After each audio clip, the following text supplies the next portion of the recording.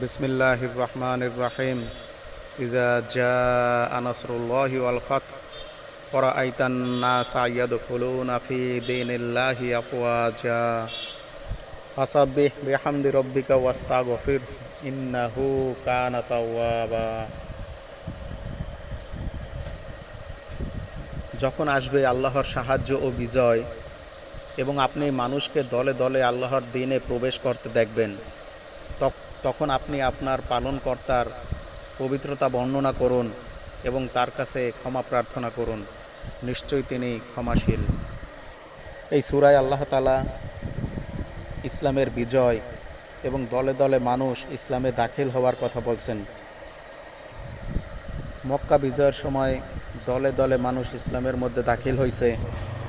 আর যখন কোরআনে পাকের মধ্যে এই সূরা এবং এই আয়াত নাজিল হইল যে আজ আমি তোমাদের জন্য তোমাদের দিনকে পরিপূর্ণ করলাম, তোমাদের প্রতি আমার নেয়ামত পূর্ণ করলাম এবং ইসলামকে তোমাদের দিন হিসেবে কবুল করে নিলাম। তো এই আয়াত যখন নাজিল হইল তখন সমস্ত সাহাবা রাদিয়াল্লাহু আনহুম খুশি হয়ে গেলেন। শুধুমাত্র আবু বকর রাদিয়াল্লাহু আনহু কাঁদতেছিলেন। তো সবাই অবাক, এত সুন্দর আয়াত আল্লাহ তাআলা নাজিল করলেন। আজ দিন পরিপূর্ণ, দিনের মধ্যে কোনো সংযোজন বিয়োজন নাই।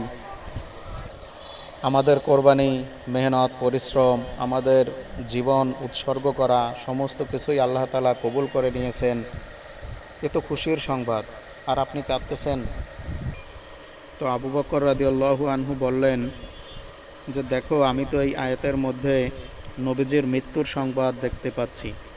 দিন পরিপূর্ণ বলতে আমাদের নবীজি সাল্লাল্লাহু আলাইহি ওয়াসাল্লামকে উঠিয়ে নেওয়ার সময় হয়েছে।